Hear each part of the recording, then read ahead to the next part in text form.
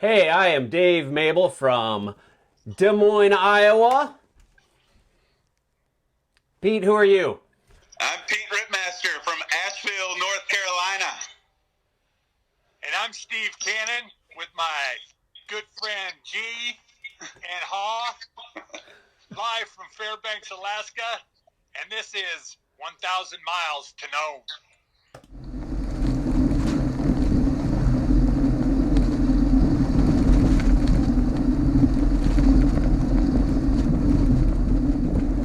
I'm going to have to make a withdrawal from the suffer account. What?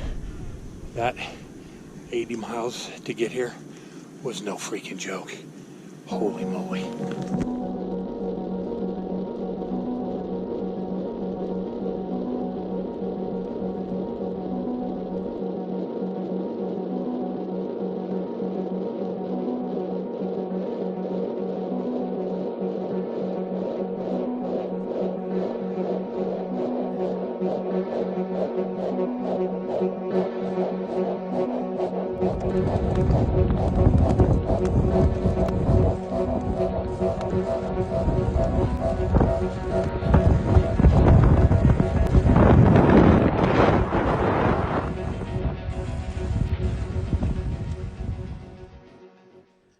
And it's us. How you doing, gentlemen?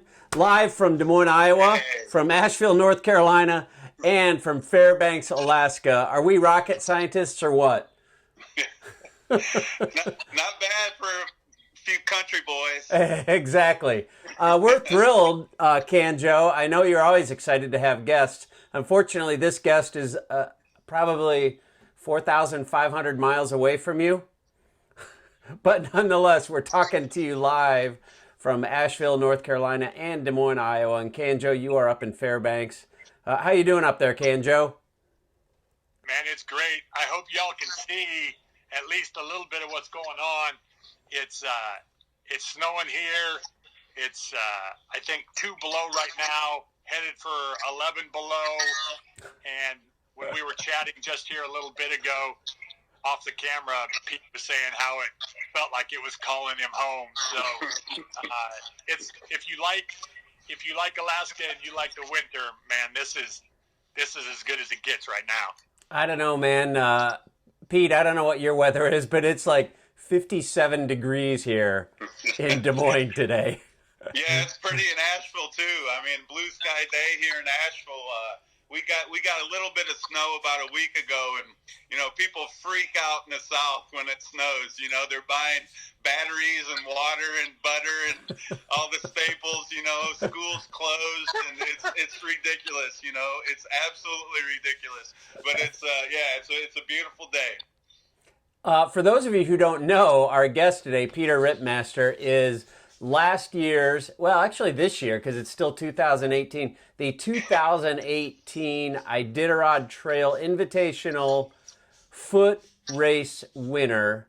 That is, let me just sum that up. That is 1,000 miles on foot through Alaska. And you won the freaking thing. Yes, that's the truth. But the beauty of it is all that happens between that start and finish, man. And that's what Steve's getting ready to go into the gut of Alaska this coming winter. And I'm just like, from just having gone there, it's life changing. It's life changing. And I've always felt that Steve had the mentality to get there. He's got that really good outlook on how he goes about things, and he's humble enough. And I think he's setting himself up for success. So I get all time. I'm jacked up. I'm not going back up this year, but I'm like seeing Steve up there with the fur ruff and the wood in the back and the snow falling down. Man, it's like it's tough. It's tough on me here in Carolina. Hey, so the only thing that Dave left out was, not only is Pete the champ and that he hoofed his way 1,000 miles, but for those of you that haven't followed or are just learning about this race, it's a self-supported, self-contained race. So not only did Pete do that. He did it, and I don't want to short you, bro, so I'm going to talk in generalities, but he did it.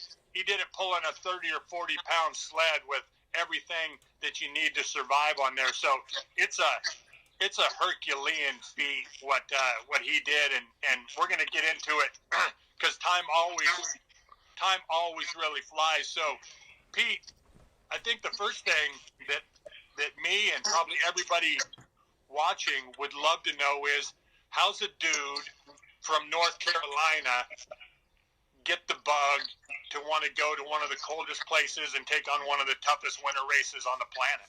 That's a great question. Yeah, that's a good question.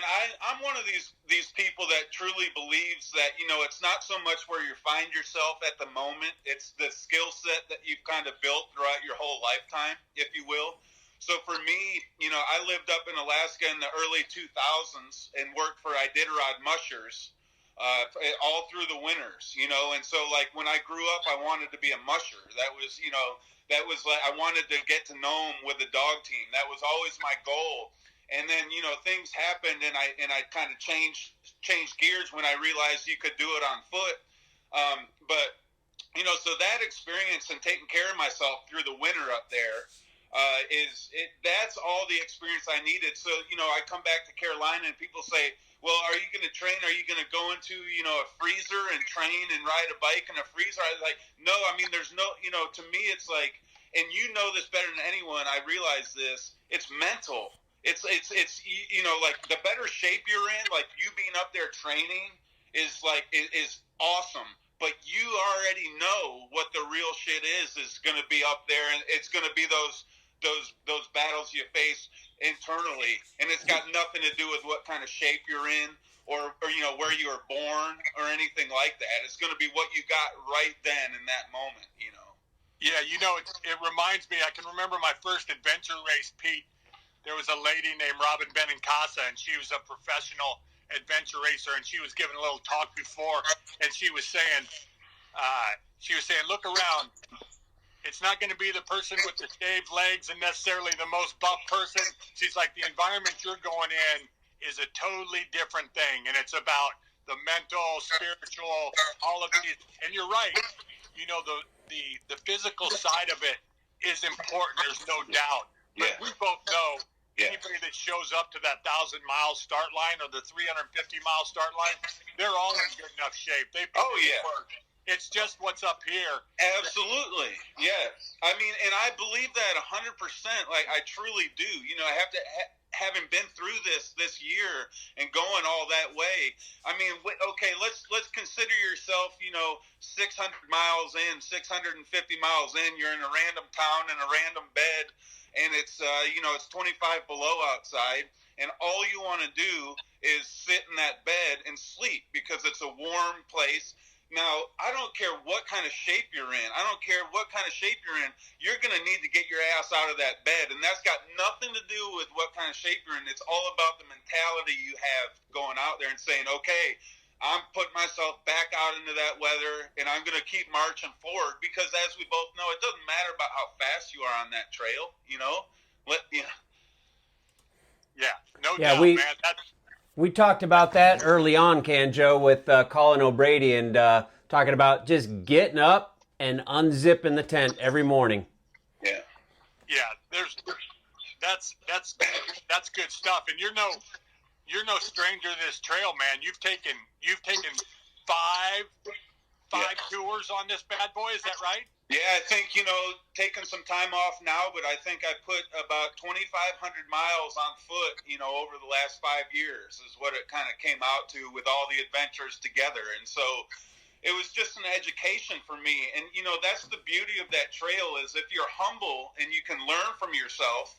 You know, like when I went my first year, I made so many mistakes. I didn't need anyone telling me what I had done wrong. I came home and knew where my deficiencies were and went about the business of fixing those. And so it's like, you know, like Bill Merchant said, like about one of the original race directors, it's like, you know, going back a year later and seeing if you've patched up, you know, if you've patched it together well enough, you know, if you've learned from previous experiences. And like I said, I think you have been humble enough with learning and all the work you've done leading up to it You're gonna go, man. I'm freaking psyched for your opportunity. I get really jacked up for other people's opportunities.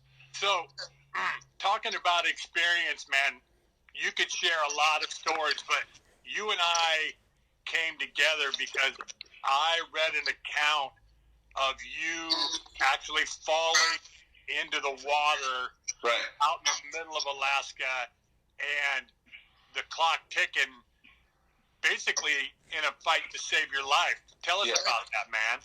Yeah, that was you're one of the few people, especially from the lower 48, that venture up to Alaska and whatnot. I was close to Roan. I was about 4 miles outside of Roan, on the Tatina River, and it was a very dangerous section, and it was a very thin year, and I was alone and all this, and so all the warning signs in my body that were pinging off saying this is extremely dangerous terrain, everything, and I had promised myself leading up to that race that if I felt that way, I was going to stop and make a fire and regroup and wait for someone behind me to at least aid if something were to go wrong, to be there to lend a hand to get you out, right? And I had promised myself that that's what I was going to do.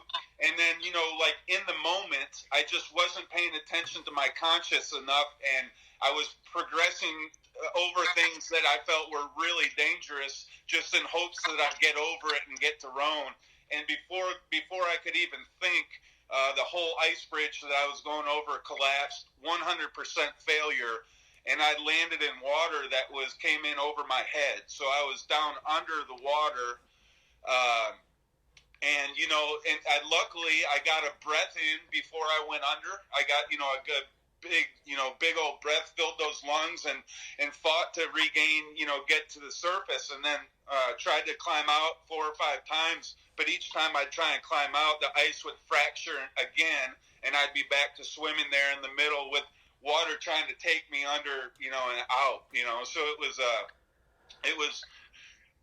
the scariest time, it was the closest call I've ever had, but it was like I made it out okay, but I was rattled, really rattled. And just like I've already said, if you don't have the mental game strong, it's like you might as well just walk away. What happens when you get yourself out of that, man? Because Roan is, I've only been fortunate enough to take on the first 350 miles, but Roan is notoriously cold. Yeah. Well, the beauty is, you'll love this, Steve. The best part of the story is, so I literally run 4 miles. I'm frozen on my outside. Everything around me is frozen. I feel my layers are wet. They're saturated. So I know I'm not like frozen to the bone, like I know that at least my layers aren't ice. They're wet, but everything on the outside is ice. So I decide not to stop and make a fire. I decide to get moving and get to Roan, and I had known from previous years where I was and kind of how close I was. So I start seeing the signs of Roan, and I'm like, and I'm cussing and crying and like thinking of my family. I'm like just death sprinting and like going over stuff again that's dangerous, just going, gosh, get me to the. So I get there, and in Roan they have the shelter tent, right? Yeah, the wall hunting tent for the ITI, right? Yeah. Well, I go in and I'm like, throw the thing open at the whole tent, and I'm like, I was like, fuck, there's no one in here. There was nobody in there, and it was cold as it was outside. So the fire wasn't going. No, it was cold. It was as cold as I was, and so I was like, oh no, and my worst thought was that no one was there. So I was just about to go try and start making a fire when I was like, well, I'll just go knock on the cabin door. The cabin's right across the way from the tent. And I go knock on the cabin door, and my buddy O.E., who still volunteers on the trail, he opens the door and he's like, Ripmaster, hey man. I'm like, no, let me in. I fall through. I'm wet. And they took great care of me. But that initial shock of like, here I made it, and then I walked in that door and no one was there. I was like, you gotta be kidding me. Dude, that's death-defying, man. That is. There's a book right there in those 4 miles. Oh man, it was the fastest miles I've ever done on the Iditarod Trail. That is for damn sure. But like nothing. So tell me, Pete. None of us do this alone, right? Yeah. Like to accomplish anything like this, we got our peeps back home. We got our friends. We got support. We've got inspiration all of that. So like you're a family guy. I see you all the time cheering your wife on, who's a great athlete in her own. Isn't it your daughter's birthday today? Yeah, 10 years old. Boom! Happy birthday. Yeah. So when you get back, I mean, what's that conversation like when you're like, honey, this happened. I almost died. I went in over my head, and I just wanted to let you know I'm really looking forward to going back to try the 1,000. How does that conversation go? See, that's the cool part is if you knew my wife, she knew more than I did that I needed to go back and finish it, because I was honestly, Steve, I was starting to question it after that. I was just like, do I have what it takes? Because I made it. What we haven't talked about is after that accident and after getting to Rhone, I made it 300 more miles in that race. Yeah, you did 500 total? I made it 500 miles and got to the Yukon River of the northern route and looked at it, and I was like, no way. There's no way I'm stepping foot on it. It looked like an ocean, and I was just already totally frazzled. So when I got home, I was really not in any hurry to commit to doing it again or even have thoughts of the whole process, because it's not just the race. It's the months leading up, the mental preparation, the gear preparation, trying to, make things lighter and all this. And so, like, my wife was, like, one of the first, like, when I started kind of telling her that I was starting to not feel totally committed, she's like, no, you're going back. Like, she took the initiative to be like, no, big boy, you are going to go back. Because here's the thing, Steve, and I know that you feel similar. I'm not going to feel fulfilled. If I just come back and get comfortable in North Carolina and just get a big gut on myself and start talking about, past experiences, I'll be older and I'll be like, you moron. Like, that opportunity was staring you right in the face. And right when things got tough, you want to just, bow out because it got hard and because, you had some close calls. And I was like, that ain't you, man. Like, you're gonna finish this thing and see it through. And so, I just went up there this year, like, just absolutely fired up after failing 2 years previous.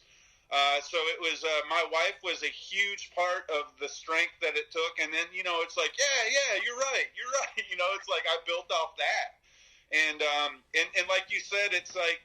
And I will say, the support that we have, the support of people following you, it's unbelievable. And I cannot wait to be on the other side of it this year.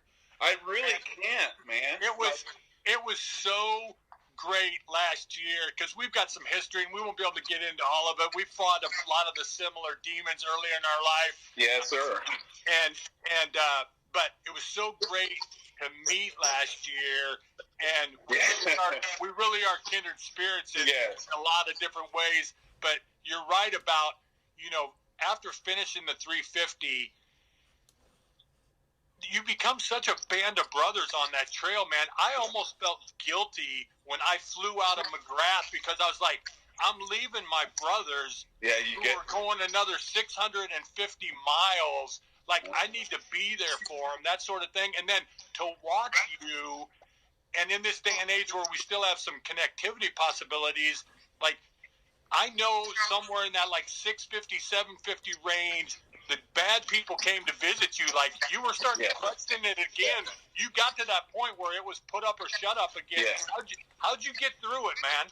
Well, see, here's the beauty of it, Steve, and I know I'm preaching to the choir, and this goes way further, deeper than any of this Iditarod stuff or any. So this, what I'm about to say, transcends to me the Iditarod. Okay, so like that, the spiritual moments that I found near about mile 800 was here. I'm just going to put it out there, and I know that you'll understand this, but So back here in Asheville, I work with a psychologist, and a lot of times when I talk to him, he points out things, and one of them that's been reoccurring is, Pete, you spend a lot of time either in the back, thinking about decisions you've done or past experiences or, people you've done wrong at some point, or, you beat yourself up a lot over past experiences. And if you're not doing that, then what you're doing is you're thinking, oh, I'd like to get here. And so I need to do this, and all these things to do this to where, oh, I'm going to be happy when this happens in a few years. And it was at like mile 750 or 800 this year on the trail, where after listening to all these spiritual teachers and really diving deep into my faith, it was like an epiphany moment for me, which was like, you waste so much time in the past or in the future. What are you neglecting to give power to out of that equation? And it was like, slap me in the face right now. The present freaking moment, the present breath, the present, where you are now, not for any other reason than you just are. The ultimate beauty of just the isness, just saying, I am, and getting to this point where you're going, and it was incredible for me, because at mile 800, after all this started really, really resonated with me, that's when I realized I could have walked away from the trail, and it wouldn't have meant, going to win this thing was really hollow, even when I was 800 miles in, because it's like, well, I'm going to be the exact same person, when I'm done with this than I was right now. So it's just a matter of a bunch of moments. But to me, and it's changed my life, man. I mean, it's been it's lifted so much stress and depression, and I'm not in a perfect way now, but man, that moment and all that coming together out there was why I had been out there all along. That's so good, man, because the trail offers so many gifts and teachings beyond just, if you are just there to get to McGrath, or as fast as you can, if you're just there to get to Nome, they are incredible achievements. But the trail offers, and I'm still just a greenhorn, man, but that trail offers so much more. Absolutely. And the people that started this race, and the genesis of this race is letting you, the racer, go and find all those things for yourself. Yeah, man. They're not going to baby you along the way. They're not going to make you feel secure. It's quite the opposite, as we know. But, you get to a point where you're stripped away out there, man, and all the other fluff doesn't matter, and you get down to it out there. So for me, it was just like mind-bending stuff, and really, and then, it's cool to win, and that's great. But, like, as you can imagine, that enlightenment or that frame of mind, to me, transcends this. This is more important to me now on a daily basis than a finish to Nome could ever represent. So it's been really cool. Yeah, man, that's so great. I can only imagine we are like already 80% through our time. I know you had some killer pictures and a couple videos, Dave. You were going to roll a couple of those. Could you cue them up and let Pete talk a little bit about them so people can kind of experience Pete's race from last year?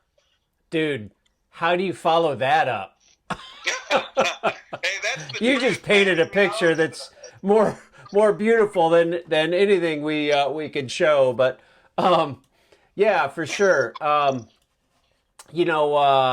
First of all, we've got the map of the Iditarod going from Anchorage, actually just on the west side of Anchorage up to Nome. And here's a picture of your start. What goes through your head when you're crossing that start line? It's like, holy crap. When I give talks, when I share my story with people and tell them, usually if you look at the start line, if I've got a big old grin on my face, things are not going to go well on the trail. Because if you're at the start line and you're like, hey, this is awesome, it's like you're going to get your ass kicked out there. So like this year I was like, You know, just like all business, man. And so the start's always nerve-wracking. And plus, for me, a guy like me and a guy like Steve, you don't want to sit around and kick the tires and bullshit for too long. You've been doing that for a year. You want to be let loose, you know. So, so that start, you know, you hear a 44. They shoot, you know, an authentic 44 round up in the air, and there it goes, man. And it's like choose your adventure, you know. Right. Whether it be falling through the lake or wolves howling at you. Eh? That's right. Okay, so here's one of you. Looks like you're cooking something outside of a cabin. Yes, so that's got to be outside of the safety roadhouse. So that's, you know, that picture's cool because you get it's like 900 and I want to say 960 or 980 miles into the route. Oh wow! And you get to this roadhouse. And it's got this sign that says "Hot burgers and cold beer. Come on in." And then you look, and it looks like a fresh sign, and you're like, "Oh, like like an oasis." And then you look, and it's just shuttered. You know, it looks like no one's been in that place for years. And we come to be told that they open it for the mushers to all come by, and they close it right as the last musher goes by. And so I couldn't even get water at that place. That's me making water for the last time on the trail outside of the roadhouse that should be offering cold beer. You know? And the mushers pass you by about when? Because you start a week before the mushers. 400 or 500 miles in, usually between McGrath and the Iditarod checkpoint was 500. So yeah, I was past about 450 miles in with the first musher this year. We took a picture together in Iditarod at mile 500 because we had enjoyed each other's company on the trail a little bit and getting to know each other. Come to find out that he won the Iditarod and I won the Iditarod, but then we were just a couple of, you know, like they were all telling me, "Oh, this kid shot his wad. He's here in first place, and there's no way he can keep it going all the way to Nome." And he kind of had this twinkle in his eye, like, watch this shit, you know. So we had a lot of fun on the trail. I've spoken to him a couple times since, and that was a pretty cool story. So that's awesome. And what about your checkpoint list? You've got a bunch of stuff circled. You got 3s and 2s on there. What's all that mean? That's a reminder. So those dates circled are like how many days are in the food drop. You know, how many days at each food drop. It's kind of personal stuff, but that's a reminder to Steve to be mindful of what we've already talking about, that you're not getting to Nome without going to all these other places, and you best not hurry through these places and embrace each one of those from here to here as your goal, and don't think too much further ahead, and everything's going to become real simple, after you get through a couple weeks out there. And next thing you know, you keep plodding those days together, man, and you're going to start feeling the emotion of Nome drawing you close, and that's just a personal thing that only the people that are in that arena will ever know, the feeling of looking out and seeing the Nome lights for the first time after having gone millions of steps. And you know as well as anybody, biking can be as tough or tougher than on foot. So there's no, I think a lot of people have preconceived ideas, those bikers, they have it easy. And it's like, yeah, try carrying your bike and, right. and 15 inches of snow with your, post holing, it's harder than it is to carry a sled behind you. And so Steve knows what he's getting into, and I'm just along for the ride. I'm going to be following him and thinking about him big time. I've always pulled for him. We are brothers, and so it's just exciting for me, and it's just a spiritual thing, and he's going to find his own path, Yep. Speaking of path, we've got a little video of you coming across the finish line, and dude, I struck a chord right there. You're walking up the street. Yeah, it was like 4 or 5 in the morning, and no one was up. Troy, my friend from Australia, who's a biker, him and some friend of his that I had never met in my life, those were the only 2 people at the finish for me when I got there. So So and it was, if Troy doesn't get up in the middle of the night, bring his friend to video it and do all this, I'm coming in there alone, have after, 26 and a half days. So to have some, like you said, that there's that tribe, right? There's that brother that wants to sleep in a warm bed, but he gets up and gets out there because he knows what I've put into getting there. And so, that video is priceless to me, just because it represents a childhood dream being accomplished. But it's just next year a new guy's going to win, and I'm okay with it. I'm just so happy with my history with the race and what I've left out on that trail. As anyone that's biked close by me realizes, I just lay it all out there. I just come into those checkpoints like ragged as hell, and it's just taken a toll. It's just taken a big toll, but it's been worth every damn penny, and I wouldn't change it for the world. That's super impressive, man. Just, I'm in awe. I'm in awe of, what'd you do? The 350 to McGrath 3 times?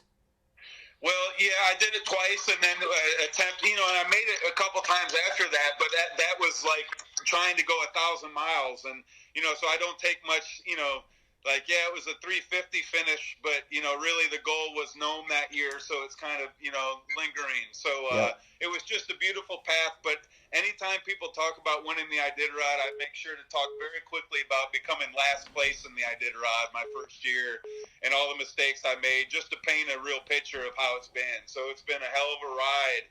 And you guys, it's been so fun sharing this with you. I knew it was going to be like this too. I knew it was.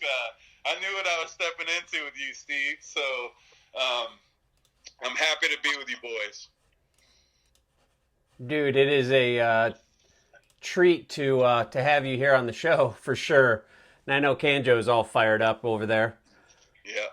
Yeah, it's the best. You'll dig this, Pete. I brought out some hot tea, and in the time we've been talking, it's frozen my mug. Get used to it. Do I need to say it's 57 degrees here again? Oh, that's hey, great. I love y'all so much. Thanks for having me. It's what a treat. It's so, thank you for the opportunity to be on this show, man. I can't wait. I'll be following along with all these other folks. So. That's cool, Pete. Stick with us for just a minute. Yeah.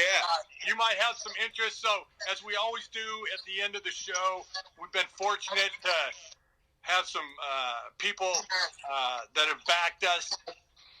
A few weeks ago, we were talking about the earthquakes and all of that and the trail butter. And so, just because I'd stumbled on this stuff called trail butter, and it was so damn good, we started posting about it, and the power of social media, man. So y'all are going to get to enjoy the benefits of this. So this trail butter stuff, and Pete, if you haven't seen it, it is sick. I know it well. Right? Yes, so yes. It's got a maple syrup and sea salt. They've got a dark chocolate and coffee. But we hadn't shown these before, and I wanted to show them to everybody. They also come in these like trail packs that are so sweet. You just unscrew the top, and you can push them right in, so you don't have to tear the top off like you do goo packets and that kind of stuff. So anyway, just today, the dude from Trail Butter emailed me, and I think Dave's got the link on the bottom of the page. So if you're watching the show, you can go to Trail Butter now, and everybody watching the show gets 25% off of anything they order off the Trail Butter website. They made us our own custom code, so when you order in the checkout, all you have to do is type in one word, Nome Butter, NOMEBUTTER, and you get 25% off of anything you order from Trail Butter. So nice. Sweet for everybody watching that they get that hookup. And then finally, before we go, I know it's cold, but I got to represent my boy, Brooks Reynolds, back home. That's right, the swine. Burtwood Farms. So this dude is the founder of a thing called Bacon Fest, and it's huge. And he don't do anything small. So he's talking to me about sending some pig up here because I don't know about you, Pete, but on the trail last year, like cheese, salami, pork, things like that, dense food really helps. And so I'm thinking I'm going to get like 4 or 5 little packages. And the dude sends 40 freaking pounds of pig. 40 pounds. This is only half of it. But same thing, like Dave's got the website down on the bottom. Yes. This stuff is crazy. So they've got, this is just what he sent me. They got all kinds of teriyaki, these sticks. They never freeze. You can eat them basically anytime. Jerky, pork jerky, 7-pepper pork jerky, pepper and garlic, like all the flavors you could ever want. And a whole freaking, I mean, it's just boxes. It's amazing. So Orchard Farms gets you some pig. Yeah. So, how do we do, Dave? How much time did we eat up? I bet we're over 30 minutes. We are 36:15. My wife keeps calling. We could go forever with this dude, Pete. Man, you know how I feel about you. You are a brother. Yeah. We could talk forever, but for now, just mad thanks for being on the show. You're a hero to me. What you accomplished last year, winning, I don't give a damn. Yeah. I am so proud is that you stuck that thing out in over your head, literally. Yeah. How many people would saddle back up and do that? Yeah. What you talked about at mile 800, finding the very best of yourself, that is why we do this, and that's the real payoff that this has to do. So, mad respect to you. Big love, brother. Yeah. Thank you so much for being a part of the show. Yeah, Absolutely. Yeah, my pleasure. a treat from 1,000 miles away to chat with you, and Canjo 3,000 miles further. It's been fun, been real. Yeah. Everybody, if you like the show, hit share. We'll get it posted up. From Dave back home, from Pete way out there in Carolina, me and my beaver skin buddies here in Alaska. Happy holidays, and thank you so much for tuning in to 1,000 Miles to Nome, and we'll see you next week. Go, Steve!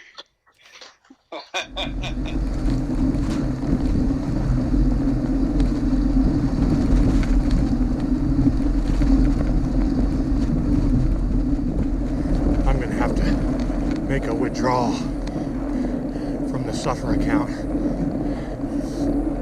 What? That 80 miles to get here was no freaking joke. Holy moly.